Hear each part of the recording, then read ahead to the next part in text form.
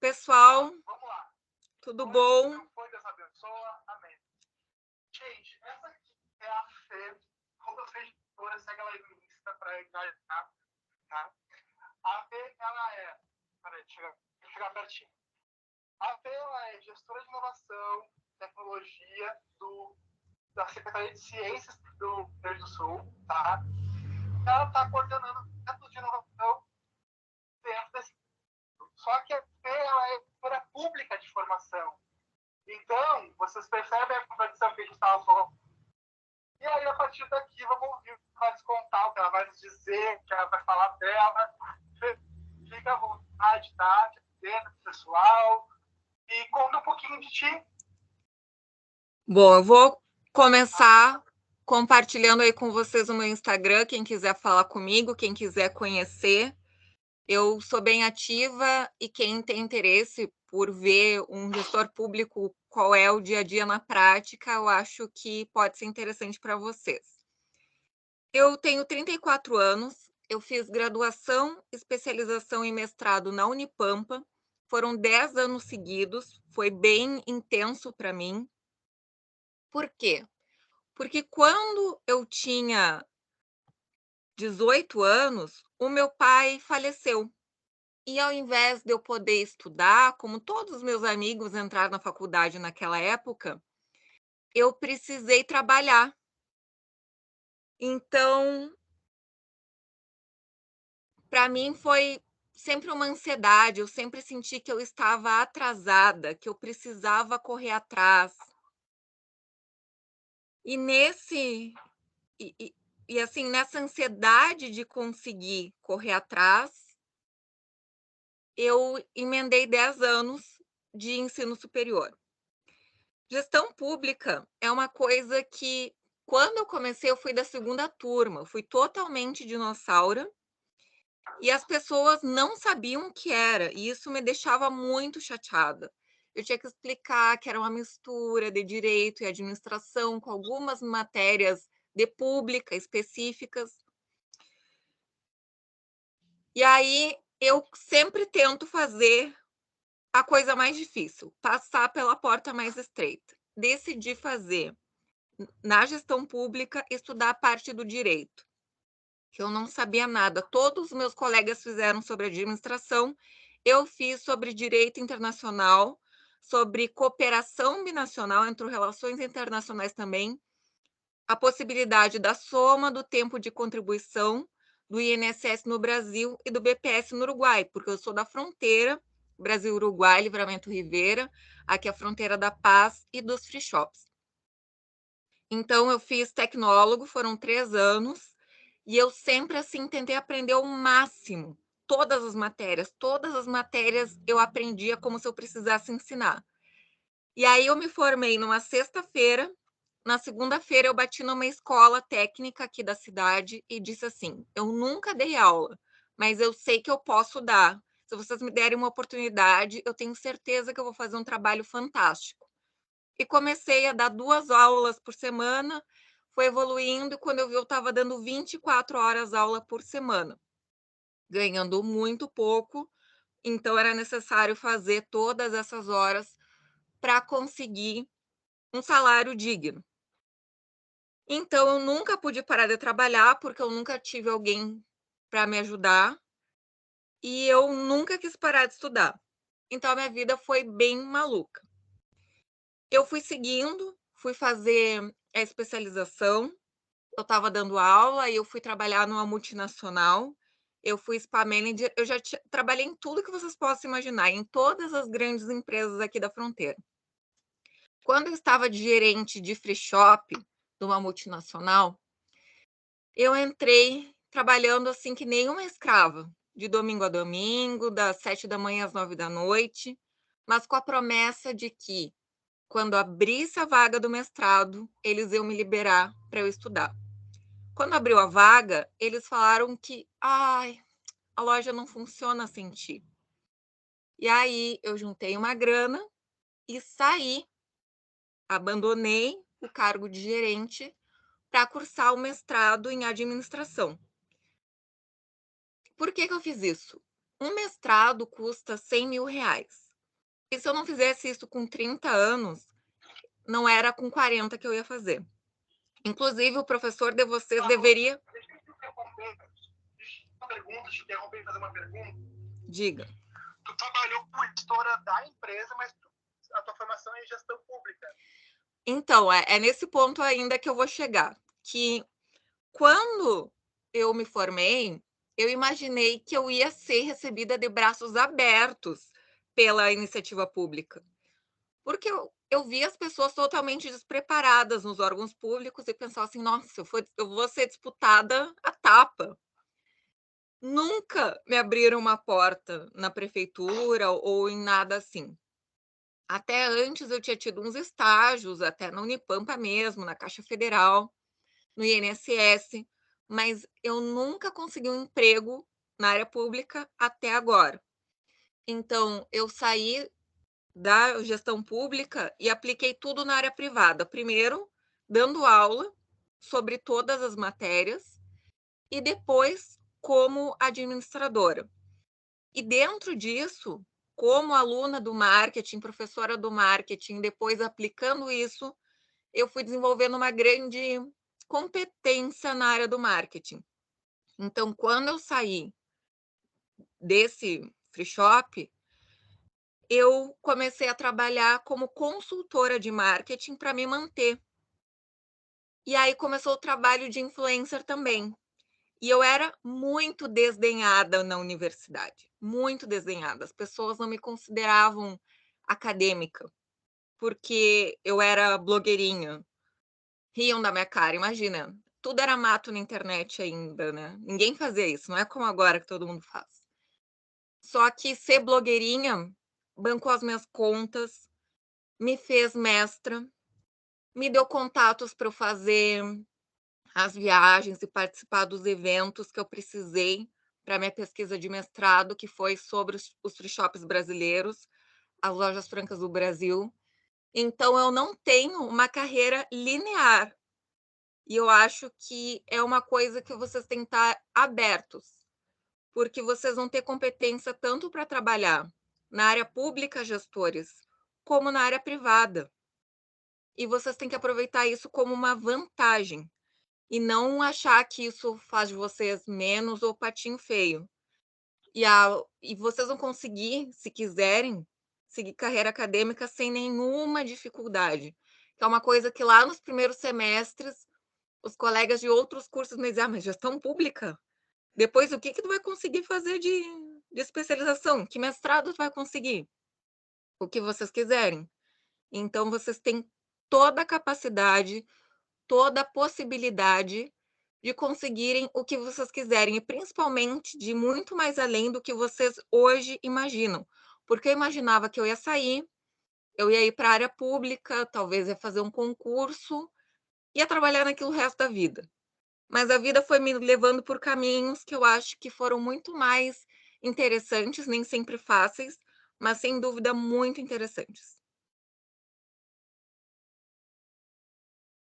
Ô, Fê, dada essa tua apresentação inicial, conta para o pessoal um pouquinho essa brincadeira aqui fazendo de gestão pública, empreendedorismo, inovação. Pode ser? Claro, uma coisa que a gente tem que levar em conta é que a gente tem que entender a teoria, tem que ver como ela pode ser aplicada à prática, mas tem que ver o que a gente pode usar dela de verdade. Muitas vezes as pessoas saem da universidade com idealismos e às vezes até com um pouco de arrogância. A gente tem que encarar a vida e pensar em resolver os problemas das pessoas. A gente sabe, né? Eu te perguntei 20 vezes, tu não me disse em que semestre eles estão, aí eu fico meio em dúvida. Eles estão com o pé na URG para ir embora. Se formar amanhã, se eu deixar, claro, né?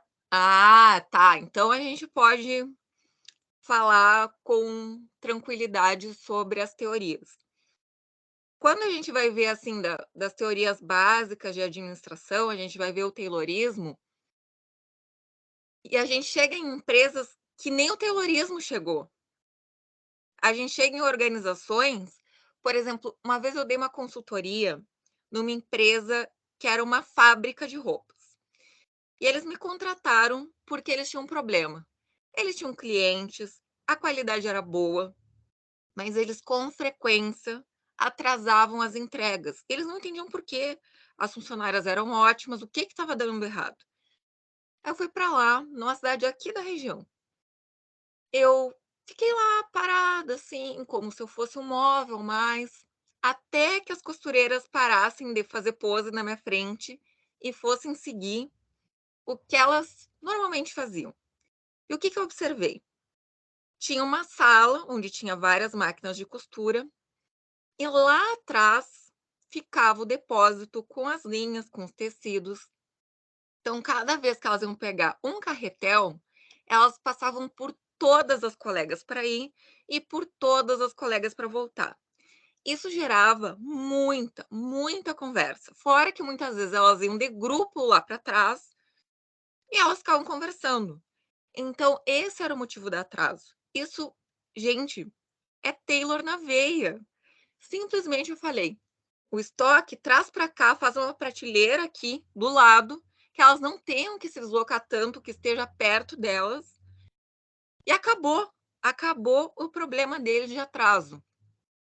Então, às vezes, não é a teoria mais avançada, às vezes não é o que a gente aprendeu no quadradinho, é simplesmente, eu sempre digo, inovação é resolver a dor de alguém. Eu acho que nós, como gestores, a gente tem uma missão super nobre, que é, se a gente for trabalhar na área pública, não visar o lucro, mas visar o bem comum. E a gente tem todas as dificuldades que na área privada você pode fazer tudo que a lei não proíbe. E na área pública a gente só pode fazer o que a lei determina. Então, dentro disso, a gente tem que usar de muita sabedoria para ver o que a gente precisa de teoria e o que a gente precisa de empatia. Quer dizer que vocês estão congelados para mim? O Zé ficou com a mão para cima. Caso gente, tá ouvindo? Ouvindo eu estou, pelo celular, sim. Tá uma bagaça isso aqui. Tá. Olha, tô ali da aplicação. Alguém quer perguntar pra ver? Se alguém quer perguntar, o que eu faço pra tá? Ô, Fê, valorismo ali naquela questão das mulheres, mudou a estrutura delas, né? Então, como é que ficou a questão da resistência à mudança? Elas contigo, deu BO, como é que foi isso? As pessoas sempre resistem em mudar. Teve um caso que me contrataram como consultora de um órgão público, de um órgão que lida com dinheiro, eu não vou dizer qual, mas que lida com dinheiro. E eles estavam com problema porque estava informatizando na época, digamos 2004, 2005, e uma funcionária concursada de quase 70 anos, ela falou assim: eu não fiz concurso para lidar com computador, eu não vou lidar com computador, mas ela era muito boa, ela sabia muito. Então, basicamente, no meu trabalho, eu tive que ficar amiga dela, entendê-la e mostrar para ela que o computador era uma vantagem. Então, aí, depois disso, ela começou a usar. E aí, de novo, é uma questão de tu entender a dor dele. Ela estava se sentindo diminuída pelo uso do computador. Quer dizer que eu não sou boa o suficiente, esse computador vai saber mais do que eu, que é isso? Eu faço meu trabalho melhor do que qualquer computador. Mas aí eu mostrei que o computador era uma ferramenta só, que o computador não ia fazer nada sozinho, que continuava sendo ela. E a gente tem que ter esses cuidados, porque na administração pública, como alguns têm a questão da estabilidade, eles acham que eles não precisam melhorar, e eles acham que eles estão garantidos. Só que nada é garantido, nada. E aí pode vir um novo sistema, pode vir um novo chefe, e as coisas podem mudar. Então, a gente tem que sempre tentar, mais do que coisas e pessoas, recuperar a autoestima. Muitas vezes nas cidades, eu vejo isso aqui em Livramento, tem uma autoestima muito baixa, as pessoas jogam lixo na rua, as pessoas não pintam as casas, as pessoas não arrumam as calçadas. Isso é uma questão de autoestima. Então, quando vocês forem lidar com mudanças, quando vocês forem propor mudanças, lembrem sempre de mostrar que tu tá fazendo aquilo não para complicar a vida da pessoa, mas para facilitar a vida dela. Que aquilo não é algo que ela vai ter que aprender a mais, que aquilo vai ser trabalho a menos. Sempre tenta jogar com essa psicologia que vocês vão conseguir uma abertura maior. Agora, se contratam vocês, e aí vocês oferecem uma solução e dizem assim: "Ah, mas a gente sempre fez de tal jeito". Tu aperta a mão e diz: "Obrigada, pode continuar fazendo e vai embora". Ali só vai resolver um dia pela dor ou por uma mudança muito grande na quantidade de pessoas ali. Nesse tipo de local, eu não perco o meu tempo. "Ah, a gente sempre fez assim". Beleza, continua fazendo. Ou então assim: "Ah, eu queria tanto que tu fizesse, mas fulano cobra metade". "É mesmo? Ah, faço com ele, faço com ele", e vou embora. Então a gente também tem que aprender onde não perder tempo, porque depois as coisas não dão certo e vocês ainda levam a culpa. Então assim, ó, não estão valorizando vocês, as ideias não estão sendo ouvidas ou estão querendo pechinchar, aperta a mão, sai sorrindo, que tu sai bem. Não dá pra botar a mão agora, né? A gente vai dar soquinho. Ô, Fê, olha só, tu tava falando um negócio agora sobre entender a pessoa, né? A senhorinha, e fazer para ti, melhorar a autoestima. E a gente estava estudando agora a questão de tomar decisão com base em inteligência e em compaixão também, né? Ser compassivo. Como é que tu vê essa questão no gestor público, compaixão do gestor público, essa ideia de olhar as pessoas? Ó, vou compartilhar agora com vocês um momento, eu no pré-escolar e eu na pós-graduação no mestrado, para vocês verem que não mudou muito, né? O mesmo espírito continua, dá para ver a mesma vibe na pessoa.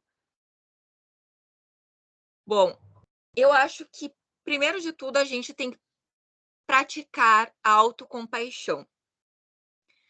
Isso não é ter pena de si mesmo, isso não é uma autopiedade e pena de si mesmo. Isso é ter um pano que tu passa legal para ti, sabe?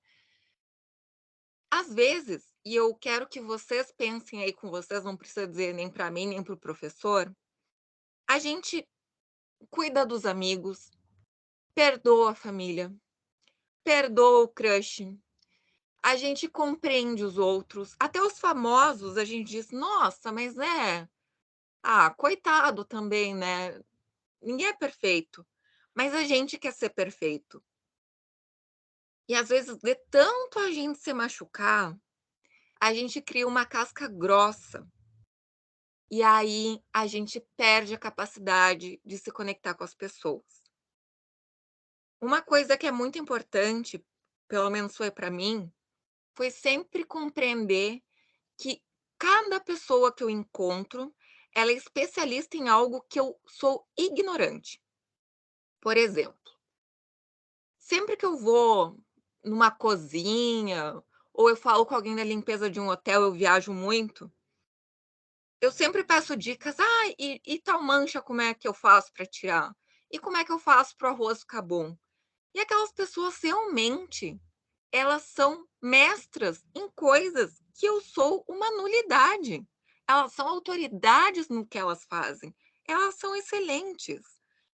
Então, eu sempre me coloco no papel de aprendiz, e isso faz com que eu tenha um interesse genuíno pelas pessoas. Isso abre portas.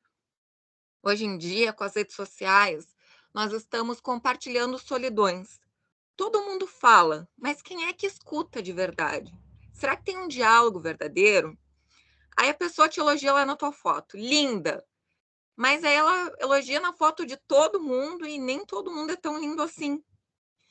Então a gente tem que, primeiro, ter um pano bem especial para passar para a gente. E segundo, manter essa humildade de saber que todas as pessoas, até aquela pessoa que talvez não esteja aberta ao novo, que talvez não esteja aberta à tecnologia, que talvez tenha parado no tempo, ela tem sim coisas a nos ensinar. E se a gente for bem esperto, a gente vai aprender em todas as oportunidades.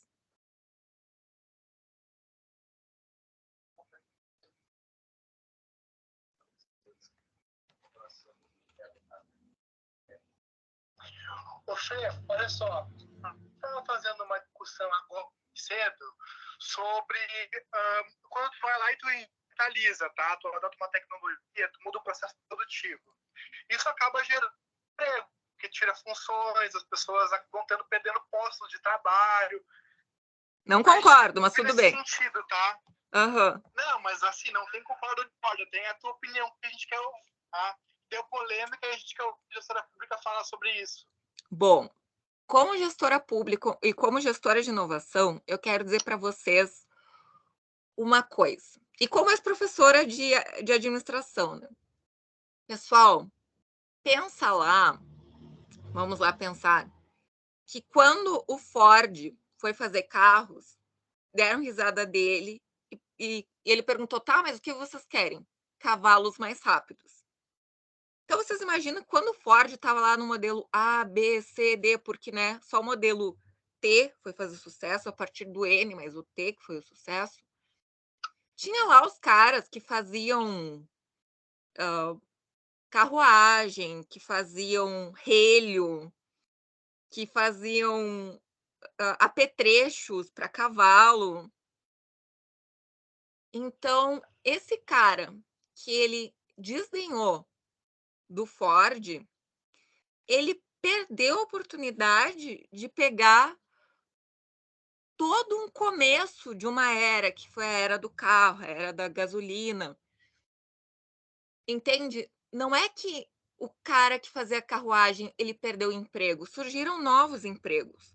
Outra coisa, quando eu era criança, tinha um telefone em casa que tinha uma roda. Vocês nem conhecem isso. A gente tinha que girar aquela roda, ele estava ligado num fio, aquele fio estava ligado em muitos fios, ou seja, fio era uma coisa que todo mundo usava muito, muito. Aí chega lá no começo dos anos 90, e fala pro cara, assim, dono da fábrica de fios: olha, isso de fio aí, ó, não vai rolar, não. Ele, mas todo mundo precisa, eu vou continuar fazendo. Aí o cara abre uma fábrica de fibra ótica. E o cara lá do fio, ele fecha a fábrica, aquelas pessoas perdem o emprego. Mas será que acabou o emprego? Ou só não viu a oportunidade? Então, toda vez que a gente fechar uma porta, a outra vai estar abrindo. E o que eu enxergo trabalhando com inovação? Trabalhos repetitivos e perigosos vão sair da mão do humano. Mas o trabalho que envolve pensar, gerenciar, imaginar, criar, vai estar sempre com o humano. Mas tudo que for repetitivo e perigoso, sim, acho que vai sair da nossa mão. Então, eu acho que é uma questão de perspectiva. Não é que a tecnologia ou que a mudança ela acabe com os empregos. Ela acaba com uma era e ela começa com toda uma nova era de emprego, de profissões, de necessidade de materiais. Vocês já tinham pensado nisso? Sim, porque eu falado do exemplo de propaganda. Ah, só um pouquinho, Fê, só um pouquinho. Fala pra ela que tinha pensado. De certa forma, sim. Tudo bom? Boa noite, meu nome é Guilherme. Oi, Gui. Foi eu que trouxe... Tudo bom? Foi eu que trouxe a ideia antes, porque vi o cortar grama manualmente substituído por um trator, que fazia o trabalho muito mais rápido. E aí, isso incluiu, em certa parte, demitiram. Não demitiram, né? Porque eles mas abriu a possibilidade de demitir esses funcionários, substituir por um trator. Nem abriu a vaga motorista de trator. Não abriu outra vaga. Pode dar descontos para quem está manualmente. Nem abriu dirigir o trator. Então, ergo parecida com a tua, que não necessariamente vai exibir esse trabalho. Então, seria bem dessa linha, assim. Perfeito, Gui. Perfeito. Eu concordo contigo. E eu acho que isso demonstra que a gente tem que estar sempre aprendendo e disposto a aprender. Porque senão um dia nós vamos nos tornar a senhorinha lá daquele lugar do dinheiro, dizendo, não, mas tu acha que tal coisa vai saber mais do que eu sobre o meu trabalho? Então a gente tem que estar sempre abertos. A gente nunca sabe de nada. Cada dia que eu abro o meu computador, as pessoas estão me falando de redes que eu não conheço, estão falando de abordagens que eu não conheço. E eu sei que eu não posso saber tudo, mas eu estou aberta a não achar que o que eu faço, o que eu uso é a melhor opção. Eu sempre estou aberta a ser convencida. Perfeito. Eu vou perguntar mais alguma coisa. Ô, Fê, deixa eu fazer mais uma pergunta, te liberar então, tá? Beleza. Aquela que existe administração pública, aquela grande administração pública, do tipo, vou administrar para o comum ou vou administrar pela eficiência, pelo lucro, pelo resultado.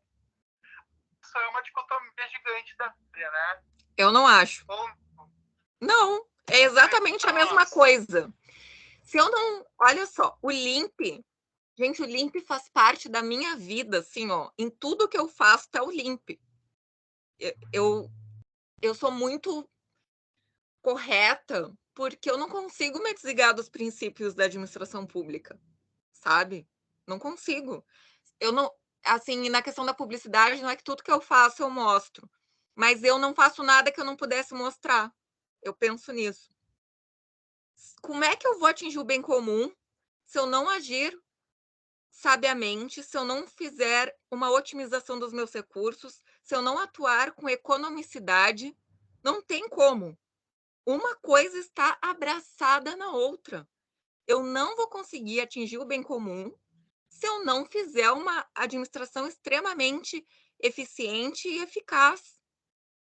Então, para mim, uma coisa complementa a outra. E não adianta eu ser sonhador e eu achar que eu posso jogar dinheiro para cima, porque eu não sou o Silvio Santos, e o Silvio Santos joga um dinheiro calculado, né? Ele não joga todo o dinheiro dele.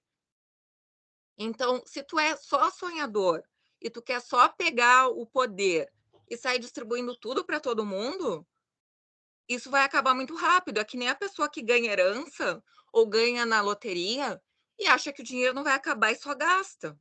O dinheiro acaba.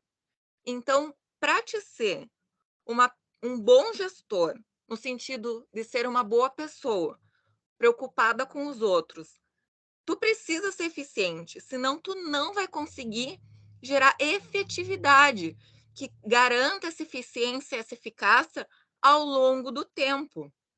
Então, para mim, não há uma dicotomia. Há simplesmente um caminho a ser seguido. Não vai chegar ao bem comum se não administrar bem. perfeito. Alguém mais? Não?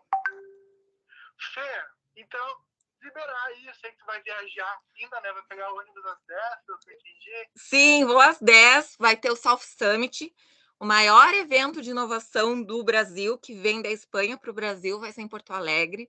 Diz que vai estar um dilúvio agora nos próximos dias. Eu estou levando tanta roupa na mala como eu nunca levei na minha vida, pensando que vai chover. Não, gestora, né, gente? Eu já fico pensando, vai chover, eu vou ter que me trocar várias vezes por dia, eu tenho que levar sapato para deixar um secando. Tudo isso, a gente administra tudo na vida. Quero dizer que eu queria ter visto vocês. Ficou assim travada a tela. Eu tinha mais coisas para mostrar, mas fiquei com medo de travar também. E quero que vocês tenham esse canal comigo, vocês possam falar comigo. E de repente rola de antes da gente terminar, que vocês finalizem, a gente consiga ter uma conversa melhor estruturada para eu ver vocês, para a gente conseguir conversar. Claro que sim. Não sei se tu for tentar pra cá, a gente te traz aqui presencialmente, de repente. Mas isso a gente, isso a gente pode negociar sem nenhum problema. Fê, eu vou fazer o seguinte, ó. Eu vou tentar tirar um printzinho da tela aqui só pra gente guardar. E aí eu vou desligar pra falar mal de ti, tá? Ótimo. Pode dizer assim, essa guria é uma nojenta, gente. Olha, me livrei de não ser colega dela no mestrado, mas no Inova não teve jeito, tive que aturar. Aí depois vocês me contam, guria, vocês me contam. Tá, deixa eu... Aqui, peraí. A gente vai aparecer muito pequenininho, mas não tem